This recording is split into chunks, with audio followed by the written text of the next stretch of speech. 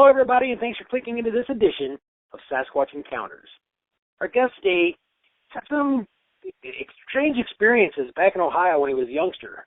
He is an award-winning and best-selling author. He's had 9 books published already and lots of other works done as well.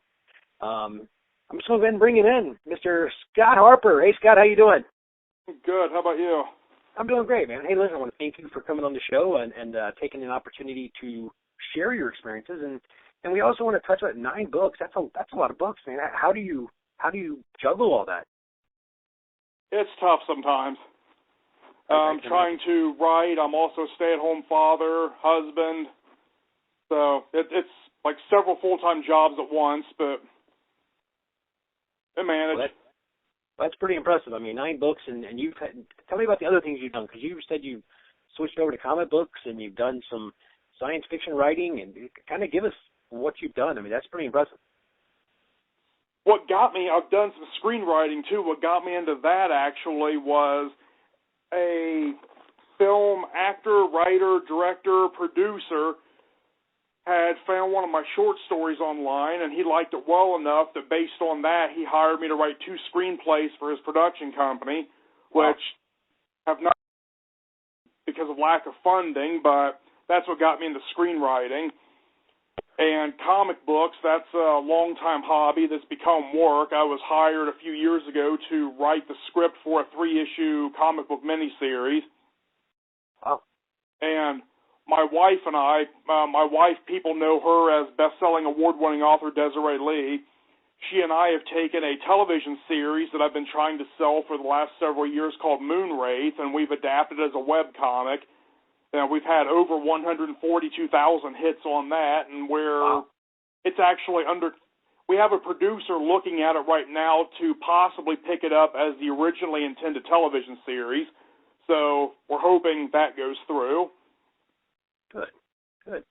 That's pretty impressive. Tell us about your books. You got 9 books out. What's the most recent one?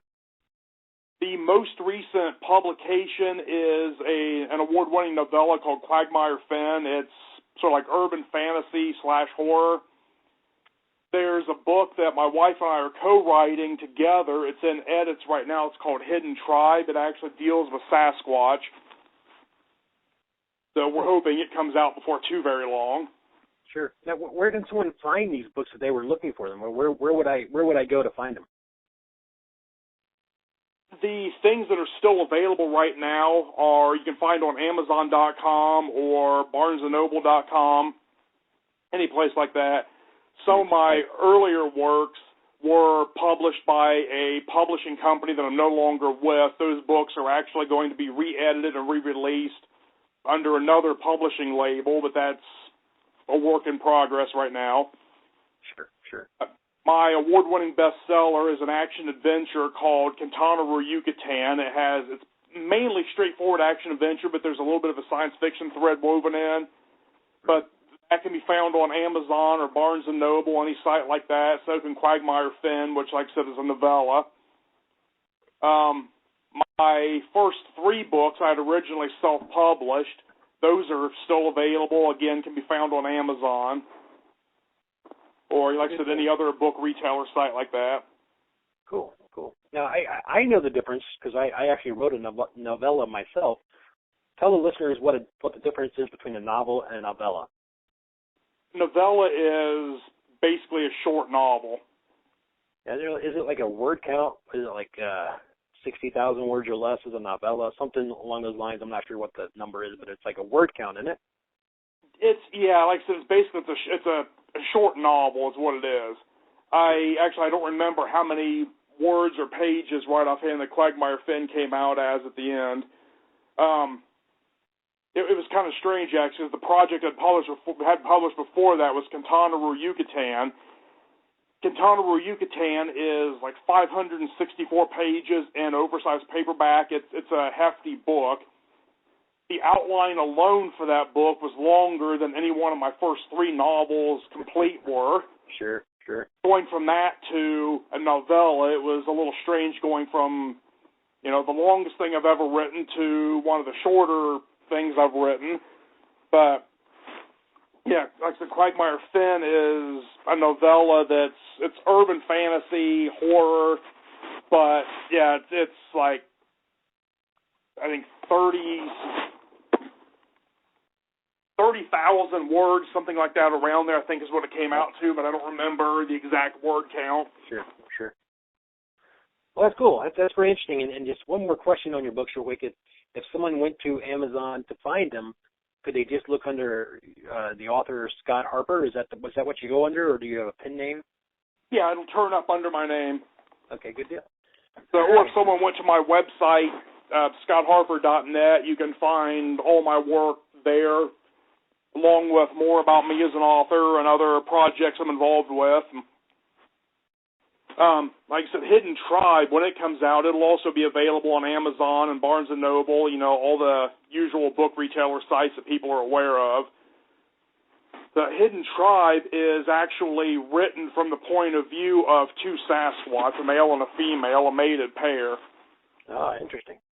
It's partially inspired by the sightings and encounters I had while growing up in Ohio. It's partially just based on just like Sasquatch sightings and evidence in general. Even though my encounters took place in Ohio, we've set the book actually right here in Siskiyou County where we live. Sure. It's a work of fiction that's partially inspired by real life events, partially not. I mean, there's a lot of, just what we needed as authors to tell the story and, change things, but there are some things in there that are inspired by my own actual sightings that I had growing up in Ohio. Sure. Well, let's go ahead and use that as a segue to get into that, because that's what we're here for, and I think it's going to be very interesting because we talked last week, you and I did on Skype, and you told me about your encounters and your experiences, and I left me scratch my head. Let's go ahead and start with your very first one, and we kind of set that up for us. What were you doing and what happened? The first sighting I had, and some of the encounters and things I had with it weren't actual sightings, but I had 3 sightings. I'm guessing it was the same creature because it was all right in the same general area. The first sighting I had, actually these all happened along an old abandoned railroad bed. The tracks themselves had been torn out. A female friend of mine and I were walking up toward the railroad bed from her grandparents' yard. Her grandparents lived right next to the railroad bed, and the whole area was all overgrown with tall weeds and grasses and things. This was late spring, early summer, somewhere around there. We're walking along talking, and all of a sudden, the girl I was with, she stopped and threw her arm out across my chest and stopped me from walking anymore. And I'm asking her, what's wrong? And I turn around, I look at her, and she's just staring straight ahead, eyes wide, mouth open, and just pointing. And I kept asking her, what? And she just kept pointing. And I turned finally and looked to see what she was pointing at. And straight ahead of us, in the weeds and the grasses, we could just see in profile, we were looking at the right side of the creature. We could just see the head and shoulders of it through a little bit of a break in the grass, the brush cover. It was evidently sitting or crouched on the other side of the railroad bed hill itself, down in a little ditch area, just holding still, trying to hide from us, apparently. And had she not seen it when she did and stopped me, I would have walked right into its lap. There's no way it could have let me take very many more steps before it stood up and let us know for sure that it was there. And when I saw this, I just froze, staring at it for a few moments, and we just very quietly started walking backward down the hill incline until we were out of sight of it, and just turned and ran back to her grandparents' house and into the living room there in the door. And that I had of it was just it holding still and trying to hide from us. And we have no idea how long it had been aware of us being there, but like I said, it could not have let us take very many more steps at all because we'd have been right on top of it, quite literally, at that point. You know, it couldn't have let us go very much further before letting us know in no uncertain terms that it was there. Sure, sure. How far away were you from it at that time? Just a few steps. Just a few feet. There's, like I said, it was just holding still, apparently trying to hide from us. And I'm really surprised that it let us get that close to it and didn't do something to let us know it was there. Mm-hmm. It could not have been more than probably 8-9 feet away from us at that point. It was close. Sure, sure. So did you ever go back to that area and see if maybe, and I'm not doubting you, I'm just asking questions, but did you ever go back to that area and look to see if maybe there was a tree stump there that you could see through the weeds or anything of that nature? Did you ever go back? The next day, another friend, a guy, he and I went back up there after we told him about the sighting, and we looked, and there were no tree stumps, anything like that there. All we could see was just a matted patch of the grasses and weeds flattened down where something large had been sitting there. So we didn't have any footprints or anything like that, but you could see where something had been sitting, and the grasses were all flattened down by the weight, whatever it was that had been there, was good size. Now, when we talked last week, you said something about, I think you said you could tell that it had like a sagittal crest. It could, you could see some detail. I mean, kind of tell us about the detail you did see, that you remember seeing. Yeah, it's been so long ago now. Sure. But, yeah, we could very clearly see the pointed head, the sagittal crest on it. Like I said, we're looking at it just in direct profile. The heavy brow ridge and the sagittal crest. That's basically what I remember is just that and the like just straight long dark hair. It was like dark brown or black, somewhere around there. If it was brown, it was a very dark brown. Sure. But yeah, it's been so long ago now that I don't remember every single little detail. That of course. I very clearly remember just seeing like head and shoulders of this thing in profile and just being shocked that it was there and that we were so close to it. Now, understanding that you were pretty young at the time, had you even heard of what a Bigfoot was, or you ever heard of the phrase, or did you know that monster? We had, my friends and I had heard the term, but we didn't connect it with what we were seeing there. Mm-hmm. The female friend that was there with me during that first sighting, she was pretty much raised by her grandparents in the house right there next to the railroad bed. Her bedroom looked out the bed, and she had told me before that she had seen something, tall and covered in long hair walking along the railroad bed one night, and she had convinced herself she was dreaming. And after seeing what we saw that day in profile, she couldn't tell herself she was dreaming anymore. But we still never connected this with being a Sasquatch or anything. For a long time, we referred to whatever we had there as a troll. We didn't know what we had. It didn't click until later. Sure. So that leads us into the next experience you had. Kind of go ahead and get started on that one. The next sighting, and I'm actually not sure now which of the next two. I remember the first one that I just covered was the first one, but the second and third ones, I'm actually not sure now which one came first. I think it was the one where we had a gravel driveway in our backyard, behind our garage, and our driveway was 150 yards from the railroad bed. Basically, had the railroad bed, the neighbor's house with their sizable lawn, a one-lane alley, and then our driveway right off of the alley in our backyard. And having the gravel driveway, weeds would grow up in it, and I was out there pulling weeds out of the driveway one afternoon, and I happened to look up at the railroad bed and just saw a Sasquatch just walking along the railroad bed, heading from my left to my right, and I just stood there and watched it until a neighbor's storage shed blocked it from view. And there was actually an elementary school right down that way. Of course, this was during the summer, if I remember right. School wasn't in session, but there was an elementary school down that way, just a block or two, that was kindergarten through 5th grade.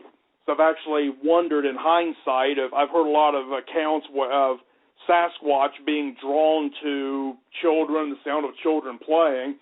Sure. I've actually wondered if that wasn't part of why the Sasquatch liked that area. But when I actually headed in the direction of the school, I don't know how far down that way it went, though. Like I said, a neighbor's storage shed blocked it from my view, and I just turned and went into the house at that point. Just out of curiosity, in hindsight, and I realize you were young then, and you probably didn't have an opinion, and I'm just guessing, I don't know. But in hindsight, do you think that this thing was using the tracks to navigate, or do you think it was that was its area? We only saw it when there was cover up there, from the mid-late spring up until around whatever point in autumn on a given year when it would really get cold enough to kill off all the weeds and grasses up there. Sure. When there wasn't all the leafed out green cover, we didn't see it. So I don't think it stayed there full time. Our next door neighbor threw a lot of food away. They did not believe in keeping leftovers at all. I'm the same way. Anything that wasn't eaten in a meal just went in the trash. And something kept coming along, getting in their trash, and they built a roughly stomach-high brick wall around their trash where they would keep it. It was like 3 sides of this brick wall with a thin concrete slab top on it, so it was all flat and level. And then the front, facing the alley where the garbage truck would be, had a hinged gate with a slide latch. Whatever was getting into the trash would unlatch the slide latch, open the gate, unlock the locking handles of the trash cans, lift the lid off of the trash cans, put them on top of the wall, sometimes even pulling a bag of trash out of the can before ripping into the bag. And they always insisted there had to be raccoon or possum or something, but raccoon and possum do not open gates and pull bags out completely while leaving the trash can sitting upright. They won't, neatly set the trash can lid over on top of the wall. So I'm really thinking that a big part of why the creature liked that area was it was only 100, 150 yards away from a fairly steady food supply with the neighbor's trash and all the food they threw away. Would make sense. But no. I never saw it getting into it, but, it would have been very easy for it, and there was partial cover by way of the neighbors, a shed and a tree, so it wouldn't have even been completely in the open going from the railroad bed cover to the trash and back. It would have had cover through a couple of points to height and weight even, so it wasn't just completely open all the way back and forth. Right. Huh. That's pretty interesting. I mean, now tell us what part of Ohio. I don't think we actually covered this yet. What part of Ohio was this? Was it this site? I believe Findlay. Marysville. Okay. So Union County. Union County, which is near Columbus, if I'm not mistaken. 20, 30 miles or so away from Columbus.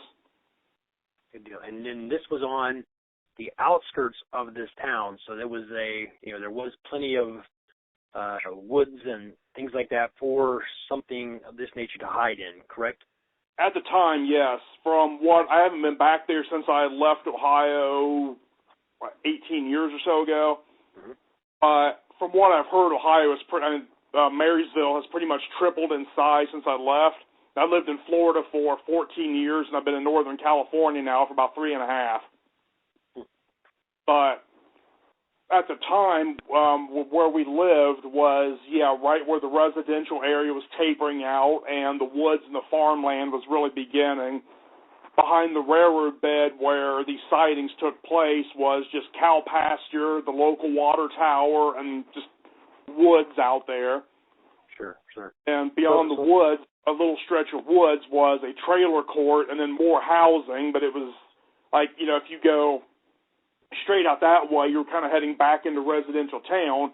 If you headed out a different direction, then you were just going more out into the country, you know, just more farmlands and woodlands. Gotcha. So, yeah, there were, you know, a lot of just little patches of woods and some larger patches as you move further out for a Sasquatch to use for cover, and whether to live in full-time or covers or passing through. The trailer court that was out there, you could see from the upstairs back bedroom window of the house I grew up in, and the third sighting I had of it was actually back there. At the time, it was so far away I couldn't really see much detail. I could see what at first I thought was a rolled-up carpeting or rug beside some trash cans, but it didn't look right to me for being a roll of carpeting. But at the time, that's what I kept telling myself it probably was, and I kept looking back every couple of minutes or so. And then I realized when I looked back once that what I was taking for probably a roll of rug or carpeting had crumpled or something and was essentially crouched down next to the trash cans. And then a couple of times later when I looked back, it was gone. So in hindsight, I really don't think it was a rolled up rug. Right. Again, this was, you know, bright afternoon. I was able to see back there, even though I couldn't see very clearly due to distance. So my guess is that it was the Sasquatch back there, you know, raiding trash back there. Sure. My best friend at the time lived right on the other side of that trailer court. There was just a wooden privacy fence that separated part of the trailer court from his backyard. And he had actually told me once that sometimes they would be outside in their yard after dark and smell something really, really bad, just rank, rotten garbage type of stench. And he said sometimes at night they would hear what sounded like something walking around outside with very heavy footsteps. And he said that on rare occasions his mom would actually hear what she thought was a very heavy, loud heartbeat coming from outside their house somewhere, like right up against the outside of the house. So, that's interesting. Apparently, Sasquatch would visit around that area too, maybe even somehow getting through or over the fence into his backyard on occasion. He never told me about them finding tracks, but they would apparently smell it and hear it once in a while. How big was the one you saw? I mean, if it's your best guess, how big was the one you saw walking down the tracks? I would say probably 7 foot, maybe a little taller, broad-shouldered. It was, you know, pretty good size. It was one of those things where I was looking at it just kind of in shock, unable to believe what I was seeing, especially that it was just walking along like that in broad daylight, not even trying to stay in cover. Right. But, yeah, like I said, I would say around 7 feet. Again, just long, straight, very dark hair, either very dark brown or black. I'm guessing it was the same one that we had seen hiding in the weeds before, but again, I don't know for sure. Sure. That was actually my next question was, could you tell if it had the same type of sagittal crest? Did it have, could you see any brow? Could you see any detail in this thing walking down the track? It was further away than the first sighting, but yeah, I could still see the peaked head and, the heavier brow ridge and just not as close up as before. That's a pretty good definition. That's pretty good, defining it. I'm guessing that it was the same creature, but I don't know for sure. Sure. There was one time that the guy that had gone up with me after the first sighting when we had seen the place where something had been sitting, he and I were up there in a slightly different area of the railroad bed ditch on another occasion, and we're guessing that there were at least 2 of the creatures up there with us. we were hearing from one side of us what sounded like weeds or like tree limbs being thrashed around, but we didn't see anything moving. We could just hear the noise. So apparently it was like vocalizing and mimicking the sounds or something. So we turned to face that direction. Then from behind us, the opposite direction, we hear the same thing coming from there at the same time. Sure. So there had to have been, we're guessing, at least two of the creatures making these noises, presumably to chase us off, which worked. We left. Right. Quickly. You mentioned mimicking the sound. What was the sound it was mimicking? What sound was it making? I'm guessing it was doing some sort of vocalization, mimicking the sounds of tree branches or weeds or something being thrashed around, because we were hearing what sounded like the grasses and weeds, being violently whipped around, but yet nothing was moving. I see. So the only thing we could think of was that it was, using, its, mouth, vocal cords, air passage over those to make the noises we were hearing, because what we're hearing sounded like, weeds and grasses or tree branches being, like I said, thrashed around, but yet we couldn't actually see anything moving. Now, it was just kind of an experience. We're standing there very clearly hearing this, but yet everything's still. Sure. Being pretty young, did you feel like were you scared? Did you take off running? At this time, did you have any idea what you might be hearing might have been a Bigfoot, or was this all hindsight? By that point, yeah, I think we had kind of connected that, yeah, we probably had a Sasquatch in the area, but because this was happening to us pretty much in our backyards, we still didn't think that much of it. Mm-hmm. Our train of thought tended to be, we have a Sasquatch pretty much in our backyard. It's happening to us, so this can't be anything special. Everyone must have a Sasquatch near their house, and right. I still kick myself to this day for not ever trying to gather evidence when all this was going on. Well, I wouldn't kick myself too hard. You were pretty young. It's a learning experience. So I wouldn't worry too much about that aspect. That's for sure. I like the fact that, and I'm gonna back up here for just a second, because I really think it's interesting that you used the phrase earlier that you thought maybe that you considered a troll. You consider whatever was out there was a troll, and I think that's what most kids would think. They would think a troll, or they would think some other thing like a troll. So I think that was a pretty good assumption.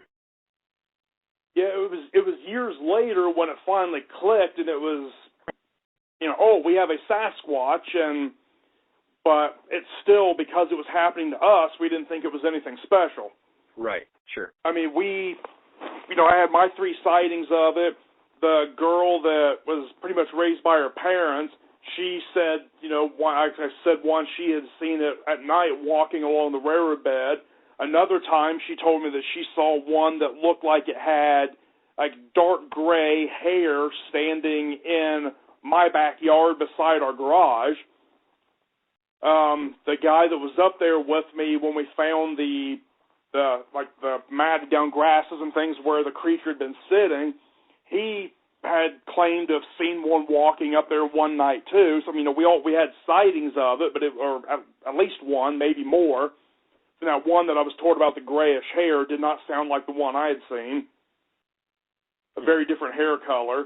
But, it's like, we have a Sasquatch, maybe 2 around here. That's happening to us, so it's nothing special. This must be common. Like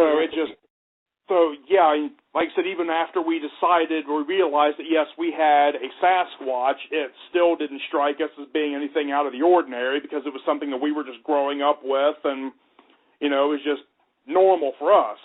Sure. Even the guy and I were up there once, and we found what looked like shallow pit toilets dug, just a line of several, I don't even remember now how many there were. It was a line of several of them that had been dug out, apparently by hand. They weren't all that deep. Some of them had been used, and what was in them looked human in shape, but far too large to have been human. And again, it was just, okay, more evidence for the Sasquatch being here, but nothing special or out of the ordinary.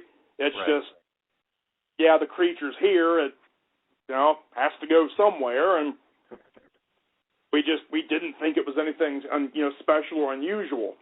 Right. He and I, my friends and I, that was our hangout spot up there on the old railroad bed area. We would go up there every year, and we would use sticks and, basically as clubs and hack a path through the weeds and things and clear out an area and, a round area, and that was our hangout spot, to just go up there and out of the way and, just hang out and talk. And literally overnight once, this shelter appeared on the path about 3/4 or so of the way along it from the entrance to the cleared area. It looked like it was woven out of dead vines about as big around as my little finger. Just one day it had not been there, the next day it was there. It was just this dome shape, open on one side. We were in our teens by this point. It was large enough for he and I both to crawl inside of, but it was very cramped with both of us in there. And it just felt very wrong to us to be in there, so we didn't stay in it long. And some other teens found it and destroyed it a week or so later. And after that, the creature seemed to get more aggressive toward us. I really wonder if the destruction of the shelter wasn't why it did that. Sure. We would, a lot of times when we were up there, we would feel the sensation of being watched. Before the destruction of that shelter, usually when we would get the feeling that we were being watched, we didn't feel that it was a threat. It was just more that it was curious or impatient, wanting us to leave. After that, it started taking on more of a feeling of, we're being watched by something that's not happy with us being here and really doesn't want us here. At one point during this, and I don't remember now if it was before or after the shelter was destroyed. I want to say after, but I really don't remember for sure. I was up there by myself working on the path. Just there was a little sapling that was there, and I was using a heavy stick, basically trying to chop down the sapling. And in hindsight, I was wood knocking. I just didn't realize it at the time. Sure. And I heard something in the weeds ahead of me. And I thought it was this other guy messing with me, and I was just taking a breath to yell for him, and a rock about the size of my fist flew by my head, just missing hitting me. And I remember turning and looking and watching this thing roll to a stop on the path behind me, and realizing, this isn't him. And about that time, I started hearing just this, garbled, low gibberish, grumbling ahead of me, and realizing, that's not him, and I just took off out of there and ran. There was some thrashing of the underbrush and stuff accompanying the noise of the, I'm guessing, vocalizations I was hearing. The next time I was up there by myself, I was in the exact same spot doing the same thing. I was back to work on the sapling. There was no rock this time, luckily, but again, the garbled, sounding vocalizations and the weed thrashing noises. And again, I remember thinking, oh no, not again, and just taking off again. Another time, he and I were up there, and we found a small rock cairn, a little rock pile on the path. And in hindsight, we should have left it alone, but we kicked it apart, and we were old enough at the time to realize, okay, this is some sort of territorial marker, evidently. So we kicked it apart, and we said, okay, this is our territory. We're not giving it up. So we kicked the cairn apart and built another slightly larger one in its place. We went back up there the next day. That one had been scattered, and a new, larger one had been built in its place. So we scattered that one and built a new, larger one. The next day, it had been destroyed, and a new, larger one was in its place. And so we kicked it apart and built a new, even larger one in its place. And this kept going on day after day after day until the rock piles were maybe as big or round as a shoebox and, several inches tall. It was the point where it was actually kind of getting hard to find new rocks to use right there because we were just gathering so many of them to build. Sure. And the guy that was up there with me, he decided to take it one step further and scent mark the rock pile we just made. So he urinated on the rock pile to scent mark it to make a stronger statement that, to the Sasquatch that this is not your territory. So we went back to his house and sat on the front patio and talked for about 3 hours. And basically, he thought that I'd been going up there every night and scattering the rocks and building the new rock cairn, and I thought he had been doing the same thing. So each of us really thought that it was the other doing this. Sure. So after we're sitting on his front patio talking for about 3 hours, and then we decide to go back up and look, both of us expecting to find that nothing had changed. Before we even got to the path, a smell that I have a lot of trouble describing, and this is coming from a best-selling award-winning author. I have trouble finding the words to describe the stench that was lingering around there.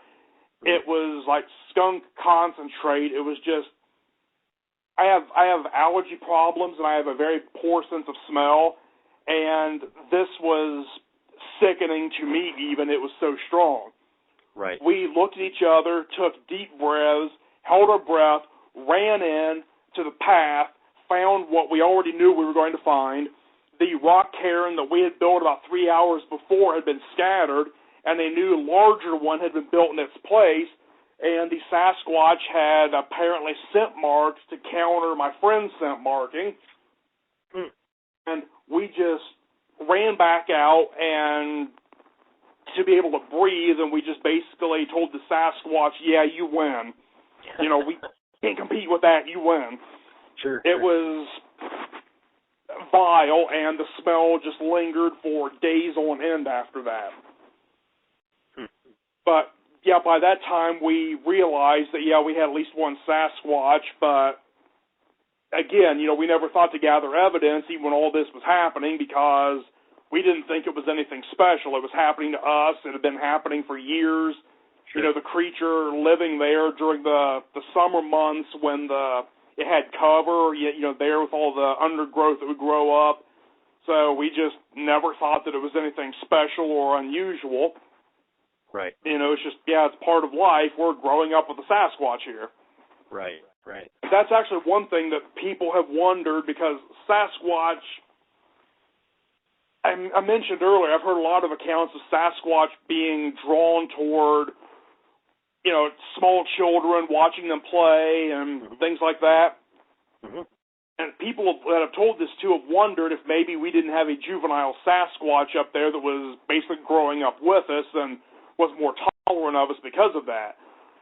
Given the size of the one that I saw, I don't really think that's the case.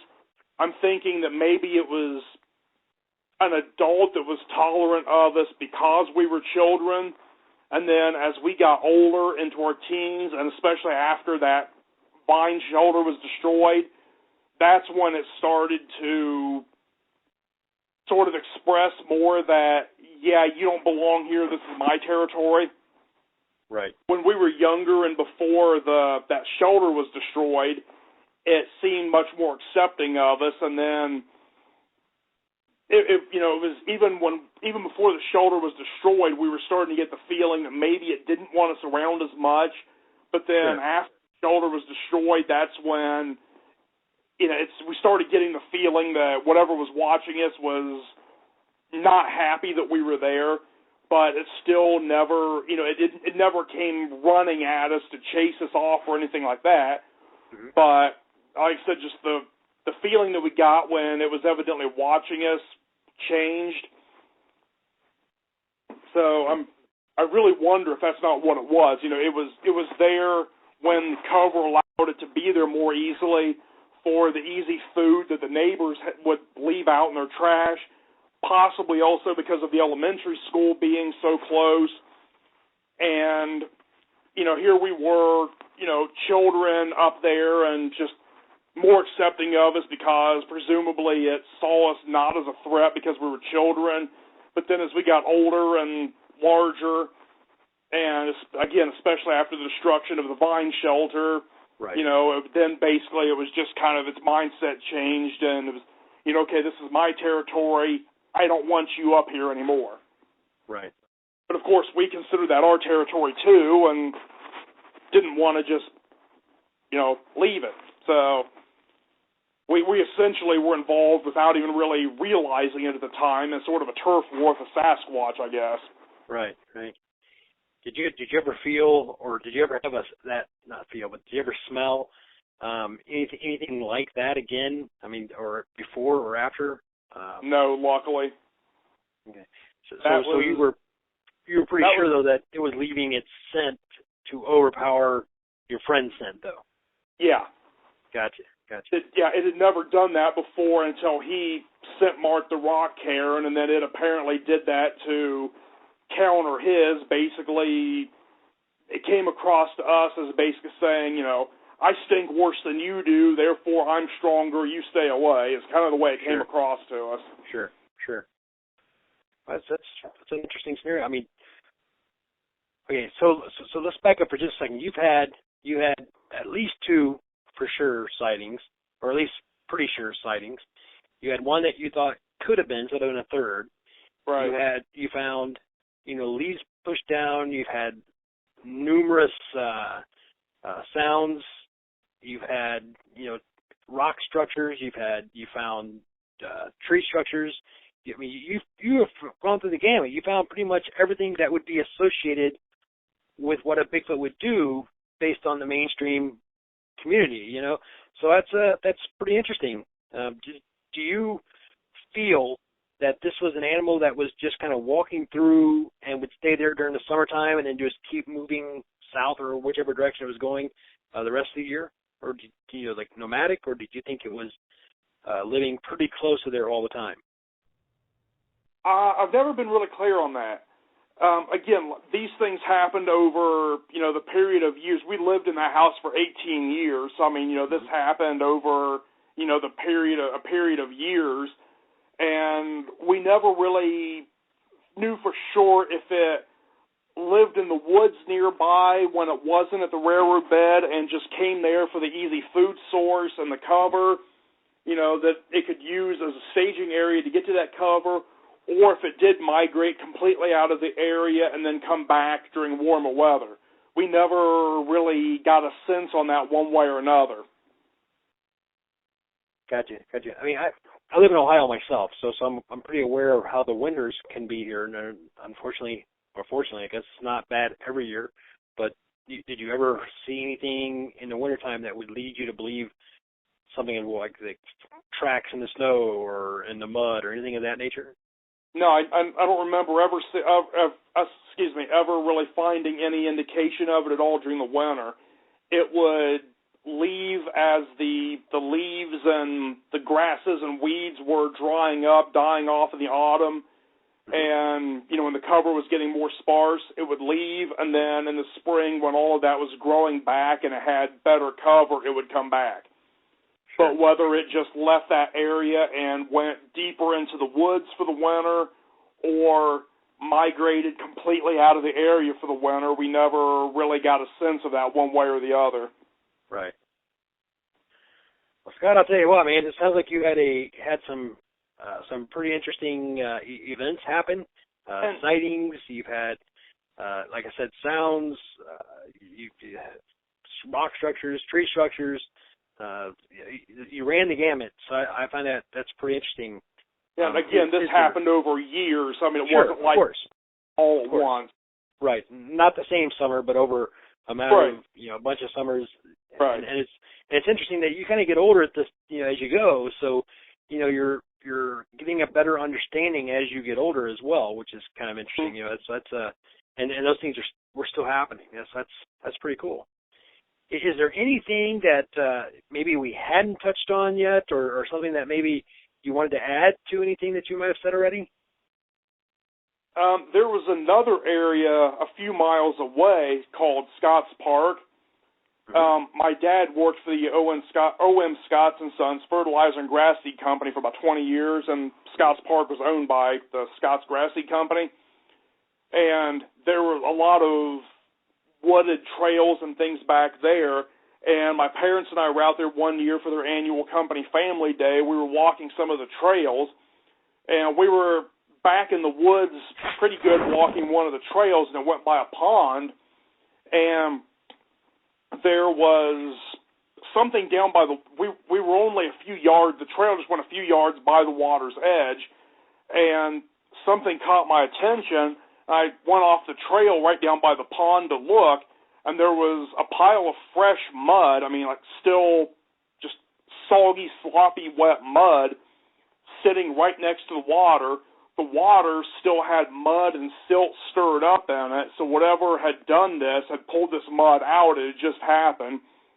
There were some thick grooves in the mud, as if something with large fingers had just been sifting through the mud with its fingers.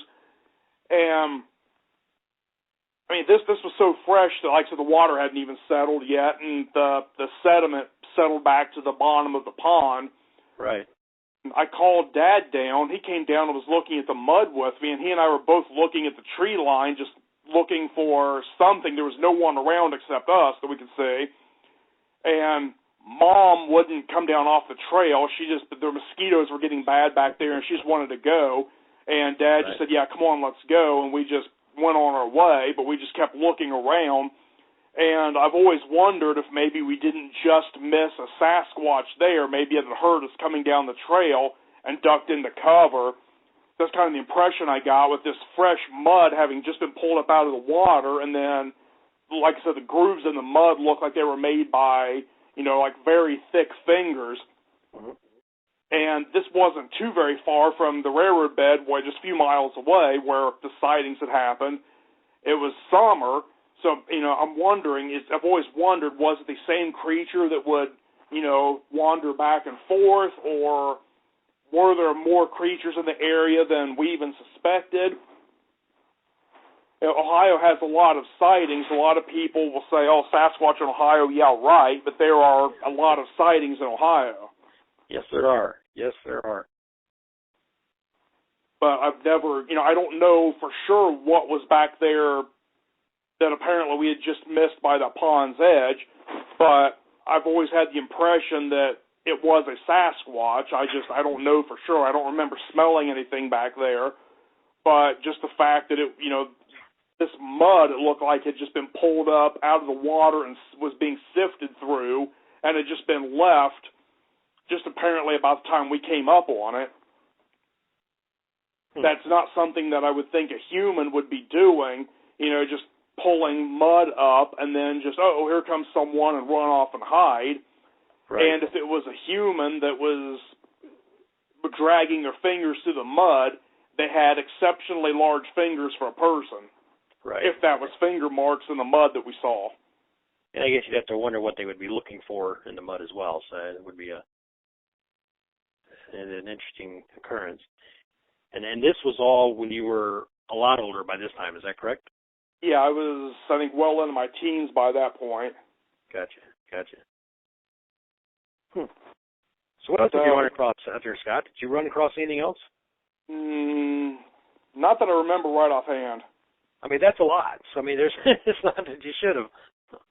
Yeah, not there. Here in, my wife and I live in Doris, California, and when we say Northern California, we mean Northern California. We're about 3 miles from the Oregon state border.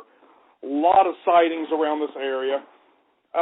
Year and a half ago, year or 2 years or so ago, we had actually been up in Klamath Falls, Oregon, doing some shopping, and when we were back in Doris, but just barely. We were right at the edge of town, and as our SUV was pointing straight ahead on the side street that we needed to turn onto, there was a green trash dumpster, and we could see what looked like a tall, just uniformly colored figure, very lean, standing in front of the dumpster. We could just see it right at the edge of the headlights. As we turned onto the side street, whatever we had seen was gone. There were no people there, as if someone had just taken trash out and they were headed back into the house or anything. Whatever we had seen had just vanished. Right. And I'm thinking, okay, did I really see that or not? About a block and a half later, I mentioned it to my wife, and she let out a breath, and she says, I'm glad you said something. I saw that too, but when you didn't say anything, I thought I was imagining things. And whatever was there had just, in the time it took for us to just turn the corner and be fully on the side street, had just vanished. So we don't know, we can't say, yes, we saw a Sasquatch there, but we don't think that whatever we saw there was a person. I mean, whatever we saw, just in a matter of a couple of moments, had just vanished. Like I said, it wasn't someone there was nobody walking back to the house or anything. They had just, whatever was there, had just hidden. And this was like late spring, late autumn, early winter, something like that. It was just, cold, drizzling rain,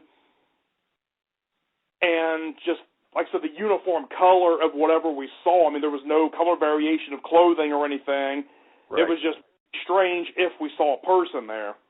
Sure. It was either... I'm sorry? You never know. I was going to say, you never know. I mean, Dan Lindholm, he has his research area is not far from there, and near Klamath Falls, and he's had some pretty unique occurrences in his area. So, and I think, in fact, you guys can go to Northern California's series, or look up his adventures on our YouTube page. So kind of verify kind of what Scott's saying. So it's pretty interesting. Must be a pretty interesting areas, I guess, is what I'm trying to say. And like I said, this area. People think the Pacific Northwest, they just think, woods, mountains, lakes. We live in a valley, and there's actually a lot of agriculture right around us, a lot of strawberry fields and, hay fields. But there are deer, whitetail and blacktail both, all over this area.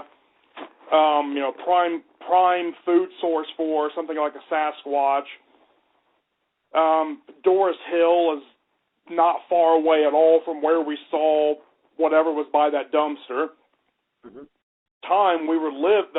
duplex we were living in at the time was maybe about a block and a half or so away from Doris Hill, and it was just a short time either before or after whatever we saw by that dumpster. We had again been to Klamath Falls doing shopping. We got home, it was after dark. This was again just like with the dumpster, 9:30, 10 o'clock or so at night. We'd been out late. We had our daughter at the time, but she was a baby. My wife had taken her inside. I was bringing groceries in from the back of the SUV, which was in the carport, and something very large, it sounded like, howled not far from us. It sounded like it was on our side of the street and just one or two doors away. Whatever it was howled so loudly my wife could hear it inside the house with doors and windows closed. And we weren't aware of anyone having any really large dogs that close by that could make a sound like what we heard. Like I said, she heard it clearly in the house, even, with the house closed up because of the cold weather. And I took the last load of stuff in, closed the SUV's back hatch, locked up, and I just told my wife, if there's anything left, it'll wait until morning. Right. Because after hearing that, I really don't want to go back out there. And she says, no, I don't want you to. We don't know that night, but whatever it was very big, very loud. Sure. And again, very close to the edge of town, right there close to Doris Hill. That was either, I don't remember if it was just before, it was shortly before or after one or the other, we saw whatever we saw by that dumpster. And last year we were also down at Willow Creek for their annual Bigfoot Days parade and event down there. And while we were on the way down there, my wife saw something the road going down there just winds, it serpentines just back and forth. I don't think there's, a 15-foot part of that particular stretch of road that's straight. It's just back and forth here and there, just S-curve after S-curve after S-curve. And on one of those curves, my wife said that right at the tree line, she saw something large and dark moving, and she's never been sure if she saw a shadow or if there really was something there. Right. But, the sightings that I had growing up were in Ohio, but then now that I'm here in the Pacific Northwest, this is prime Sasquatch country. Sure. And we've possibly had some encounters here, but we don't know for sure exactly, what we saw by the dumpster, what my wife saw by the road going down to Willow Creek, what we heard howl that night. But we've possibly had some activity here, but we can't say for certain. Well, I'll tell you what, man. It sounds like you've been in at least two pretty good areas, and again, I'm pretty familiar with the Ohio aspect of it, and obviously Ohio does have a lot of sightings. Of course, California and the Pacific Northwest also has a lot of sightings. So it's hard to say. It's hard to say. Just as possible as it is not possible, I guess. Yeah, it's like I said, we definitely saw something by the dumpster that night. It was not a shadow. We both saw it too clearly. We just don't know what it was, but if it was a person, the behavior was very, very strange for a person. Absolutely. Well, good deal, Scott. Hey, man, listen, man, I want to thank you for coming on the show and sharing your experiences and your sightings and everything.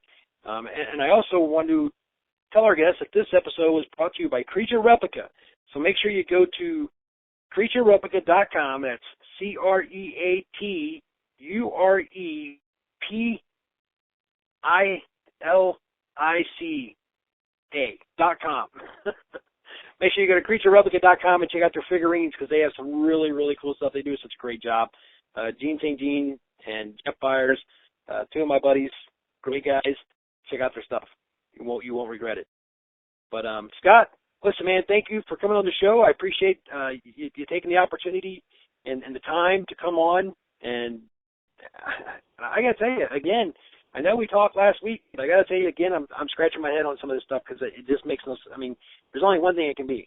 The thing you saw walking down the tracks, the thing sitting in the weeds, all the evidence, while none of them alone screams Bigfoot, the cumulative amount of evidence is much, much better. And I think it's a very good possibility that you had a Squatch.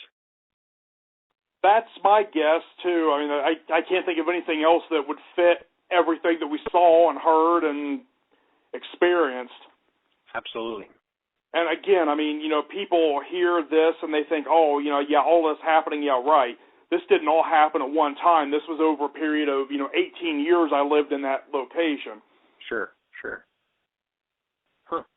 So I actually have an idea for a long-term research project involving Sasquatch. I just don't have the resources to do it. So if I ever acquire the resources or find someone willing to provide resources, I have an idea for something long-term I would like to do, but or that hasn't been able to happen. So if I'm ever able to do that research project, maybe I can turn up some actual evidence instead of having all these encounters and sightings and finding other evidence and just not gathering evidence. Sure. How can someone reach you if they were interested in hearing about that? My website would be the best way, ScottHarper.net.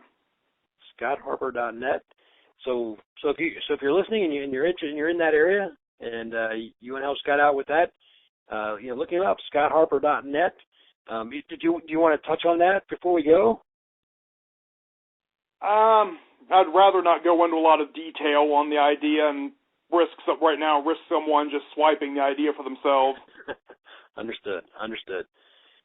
So go to ScottHarper.net if you're interested in finding more out about that, and I'm sure that Scott would take the time to explain it to you fully. And and see if you can get on board with him. I'm kind of curious because when we get done here, Scott, I'd like to hear it myself. So, so anyway, guys, go ahead. I have the best wife ever. She's fully on board with this research project too, if we can ever pull it off. You know how hard it is to find, a spouse, whether it be, male or female, it's irrelevant. There's not very many couples who are so into this. You got your Todd and Diane Neese, great couple. And there's a few more. I probably shouldn't mention any without naming them all, but just a few. It's nice to hear about someone whose wife is supportive or husband is supportive in what they're doing. That makes it a lot easier, and so that's kudos to you for that. Yeah, she's all for doing this if I'm ever able to actually, pull it off. So, like I said, I have the best wife ever. Cool. All right, Scott. Well, hey, listen, man, thanks for coming on the show, and everybody stay tuned. We've got some good shows coming up. We've got just nailed down the guests for next week, so we'll have another episode coming out here in another week or so. So stay tuned, and with that, we're out.